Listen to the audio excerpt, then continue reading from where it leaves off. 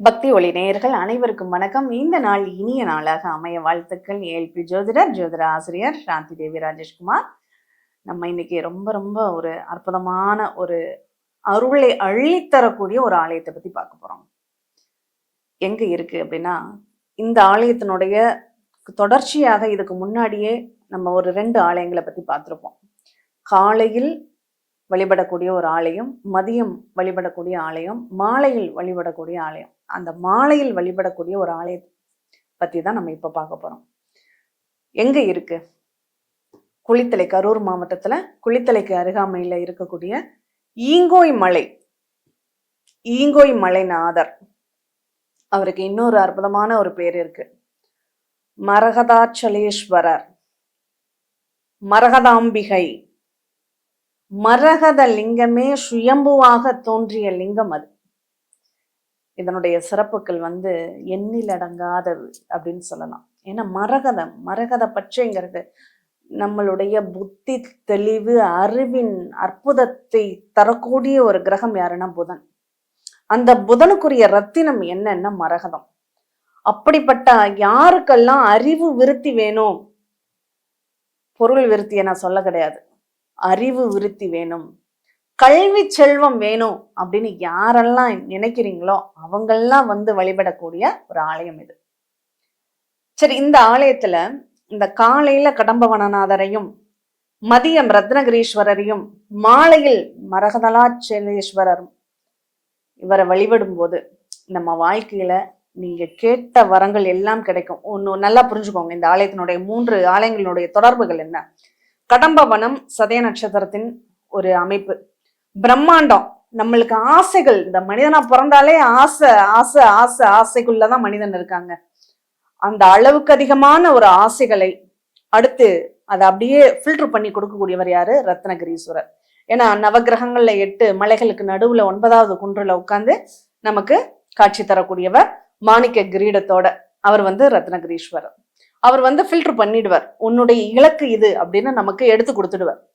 அடுத்து நீ இதை நோக்கிதான் நீ பயணப்பட போற, இதுதான் உனக்கு கடைசியில உனக்கு உதவக்கூடியதாக இருக்கிறது, உன்னுடைய அறிவு செல்வம் கல்வி செல்வம் மட்டுமே அப்படின்னு நமக்கு உணர்த்தக்கூடியவராக இங்க சுயம்பு மரகதாச்சலேஸ்வரர் நமக்கு காட்சி தருகிறார்.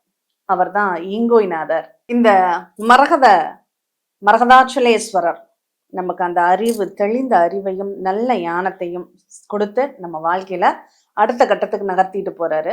இந்த அகத்தியர் தான் நம்ம எல்லாத்துக்குமே காரணம். இந்த அகத்தியர் என்ன பண்றாரு, அந்த ஈசனை தரிசனம் பண்றதுக்காக வர்றாரு. அப்போ நட சாத்திடுது.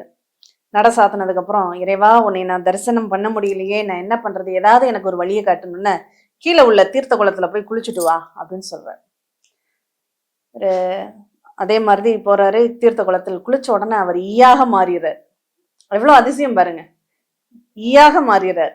அந்த ஈயாக மாறி அந்த நிலையினுடைய சாவி துவாரத்தின் வழியாக உள்ளர போய் அங்க ஈசனை அவர் வழிபட்டுட்டு அப்புறம் சுயரூபத்தோட வெளியில வர்றாரு. இது அந்த அளவுக்கு அற்புதத்தை நிகழ்த்திய ஒரு இடம் இந்த ஈங்கோய் மலை. அதனாலதான் ஈ வடிவில் அகத்தியர் வழிபட்ட ஒரு ஈசன் அப்படிங்கிறதுனாலதான் ஈங்கோய் மலை, ஈங்கோய்நாதர்னு பேர் இருக்கு. சரி, இதுல இன்னொரு விசேஷம் என்ன அப்படின்னா, நம்ம பிருகு முனிவரை தெரியும் இல்லையா, அவர் சிவன் மட்டும்தான் அப்படின்னு, சக்தி இல்லை அப்படின்றவர். அதனால சிவனை மட்டுமே அவர் உரித்தாக பார்க்கக்கூடியவர். இதுல அம்பாள் கோச்சுக்கிட்டு என்ன பண்றாரு, என்னையும் ஒரு மனுஷியா நினைச்சு ஏத்துக்கணும் அப்படின்னு சொல்லிட்டு தவம் இருக்கிறதுக்கு பூமிக்கு வந்துடுறாங்க. தவம் இருக்கிறாங்க. அப்போ வா, நான் உனக்கு வரம் தர்றேன் அப்படின்னு சொல்லி கூட்டிட்டு போய், என் உடம்புல பாதியை நான் உனக்கு தர்றேன். அப்போ அவன் உன்னைய பிரிச்சு வழிபட முடியாது இல்லையா, உன்னையும் சேர்த்து தானே வழிபட முடியும் அப்படின்னு சொல்லி கூட்டிட்டு போய் வாக்கு கொடுக்கிறார், உறுதிமொழி கொடுக்கிறார், உறுதி கொடுக்கிறார். இந்த இடத்தில் என் உடலில் உனக்கு பாதியை நான் உனக்கு கொடுக்குறேன், ஒரு சக்தியை கொடுக்குறேன் அப்படின்னு சொல்லி சக்தி மலையாக காட்சி தரக்கூடிய இடம் அந்த ஈங்கோய் மலை. இது முதல்ல ஒரு கோயில் பார்த்தோம், கடம்பவனநாதர், பெண்கள் வேண்டினா நடக்கும் அப்படின்னு. அதேதான் இங்கேயும். அங்க அம்பாள் வைராக்கியமாக இருந்து அந்த ஈசனுக்கிட்ட தன்னுடைய உடம்பில் பாதியை வாங்கிக்கிறாங்க. அதனால அங்கேயும் அர்த்தநாரி சுரூபமாக இருக்கிறதுனால கணவன் மனைவி ஒற்றுமையாக போய் இந்த ஆலயத்துல பிரார்த்தனை பண்ணிக்கிட்டீங்க அப்படின்னா கண்டிப்பா நீங்க நினைத்த செயல்கள், எண்ணங்கள் எல்லாமே உங்களுக்கு நிறைவேறும் அப்படின்னு சொல்லலாம். இதுல கூடுதலா அந்த பாடல் வரிகள் பாருங்க, இது எல்லாமே நம்ம பாடல் பெற்ற ஒரு சிறப்பு ஸ்தலங்கள் அப்படின்னு தான் சொல்லணும். வினையினை தீர்த்து அருளே புரியும் விகிர்த்தன், வினையினை தீர்த்து அருளே புரியும் விகிர்த்தன், விரிகொன்றை நயனார் முடிமேல் ஏறி. அந்த அந்த கொன்றை முடிசூடியவர் அப்படின்னு அங்க பொருள்பட சொல்றான். மதியம் சூடும் அந்த முடியில சூடக்கூடிய அந்த கொன்றை மலர் அப்படின்னு சொல்லி நல மல்கு தலையனார், நலமல்கு தனையனார், கமல மலர்மேல் உரையான், கமல மலர்மேல் உரைகின்ற இறைவனே அப்படின்னு கூப்பிடுறாங்க. அனல் ஏந்தும் என்னை ஆளுடையின் உமையாலோடு ஈங்கோய் மலையாரே அப்படின்னு சொல்லி அந்த பாடல் வரிகள் முடியுது. அந்த அளவுக்கு ஒரு அற்புதமான பாடல் பெற்ற ஒரு ஸ்தலமாக இந்த ஸ்தலம் அப்படிங்கிறது இருக்கு. திருஞான சம்பந்தரால பாடல் பெற்ற ஸ்தலம். இன்னொரு ஒரு கூடுதல் தகவலும் இங்க சொல்றாங்க. என்னன்னா 51 சக்தி பீடங்களில் சாயா தேவி விழுந்த இடமாக இதை சொல்லப்படுது. அதாவது அவங்களுடைய உடல் உறுப்புகள் விழுந்த இடங்கள் அப்படின்னு நம்ம கேள்விப்பட்டிருக்கோம். ஆனா இந்த சாயா சக்தி பீடம் அப்படிங்கிறத இதை குறிப்பிடுறாங்க. இந்த சாயான நிழல்னு அர்த்தம். அப்ப அந்த நிழல குறிக்கிறாங்களா என்னன்னு அதனுடைய தெளிவான ஒரு விளக்கங்கள் நமக்கு இன்னும் கிடைக்கப்படல அப்படின்னு தான் சொல்லணும். ஆக மொத்தம் இது சக்தி மலையாக காட்சி கொடுக்கறதுனால நம்ம எல்லாருக்குமே ஒரு சக்தி, ஒரு உத்வேகம் வேணும் அப்படிங்கிறதுக்காகவே இந்த மலை மேடு போய் நமக்கு எனர்ஜியே இல்லப்பா, என் உடம்புல தெம்பே இல்லை, என்னால இதுக்கு மேல உழைக்க முடியுமான்னு எனக்கு தெரியல அப்படிங்கிறவங்க தயவு செஞ்சு அப்படியெல்லாம் நினைக்காதீங்க. உங்களுக்கு சக்தியை கொடுப்பதற்காகவே நான் இங்க இருந்து உனக்கு சக்தி தர்றேன்னு சொல்ற மாதிரியே அங்க ஈசன் மரகத லிங்கம். ஒரு விஷயம் இங்க நல்லா புரிஞ்சுக்கோங்க. இந்த மரகதம்ங்கிற பேருக்கு இன்னொரு விளக்கம் இங்க கொடுக்குறேன். புதனுடைய ஒரு ரத்தினம்ங்கிறது மரகதம். நம்ம உடல்ல நம்ம உடம்பு கட்டுக்கோப்பாக இருக்கு அப்படிங்கிறதுக்கு நம்ம யாரை பிடிச்சுக்கோன்னா நரம்புகள் தான். அதுவும் பச்சை நரம்புகள் தான் நம்ம உடம்புல அந்த மூட்டுகளை இணைச்சு நமக்கு ரத்த ஓட்டத்தை சீர்படுத்தக்கூடிய ஒரு நிகழ்வுங்கிறது அந்த நரம்புகள் வழியாக தான் நமக்கு வருது. நரம்பு தளர்ச்சி ஆயிடுச்சுன்னு சொல்லுவோம் இல்லையா, ஒரு குறிப்பிட்ட காலத்துக்கு மேல நரம்பெல்லாம் தளர்வு ஆயிடுச்சுப்பா, டெம்பரல் இல்லை அப்படின்னு சொல்லுவோம். அந்த தெம்பு இல்லை அப்படிங்கிறது இந்த ஆலயத்துக்கு போறதுனால, அங்க சுயம்புவாக இருக்கக்கூடிய அந்த மரகதாம்பிகையை வழிபடுறதுனால நமக்கு வாழ்க்கையில அந்த சத்து குறைபாடு அப்படிங்கிறது, ஏன்னா சக்தி ஸ்தலமாக இருக்கிறதுனால சத்து குறைபாடாக இருக்கட்டும், நரம்பு தளர்வாக இருக்கட்டும், இது எல்லாமே, ஏன்னா அது எல்லாமே மூலிகை வனமாக இருக்கக்கூடிய இடம். ஒரு 500 படிகளுக்கு மேல இருக்கு அந்த ஈங்கோய் மலை. அப்ப அதுல அந்த படிகள்ல நம்ம வளர்ந்து போகும்போது அந்த மூலிகை வனங்கள்ல உள்ள அந்த காற்றுகளே நம்ம உடம்புக்கு சக்தி அளிப்பதாக இங்க இருக்கிறதாகவும் ஒரு ஐதீகம் இருக்கு. அதனால இந்த ஈங்கோய் மலைநாதரை நம்ம வழிபட்டு நம்ம இழந்த ஆற்றலை திரும்பப்பட வேண்டும். அது கல்வி செல்வமாக இருக்கட்டும், உடல் ஆற்றலாக இருக்கட்டும், சக்தியாக இருக்கட்டும், எல்லாத்தையும் நம்ம திரும்ப பெறணும் அப்படிங்கிறதுக்காக இந்த ஈசனை வழிபாடு செய்யுங்க. கண்டிப்பா உங்க வாழ்க்கையில நிறைய மாற்றங்களும் முன்னேற்றங்களும் நீங்க பெறுவதற்கான வாய்ப்புகள் இது கண்டிப்பா கொடுக்கும்.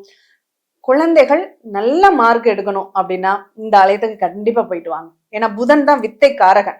ஒருத்த புத்திசாலியத்தனமான ஒரு குழந்தைகளாக இருக்கணும், புத்தி சாதுரியத்தோட இருக்கணும் அப்படின்னா அதற்கு இவரை போய் வழிபாடு பண்றது ரொம்ப நல்லது அப்படின்னு சொல்லலாம்.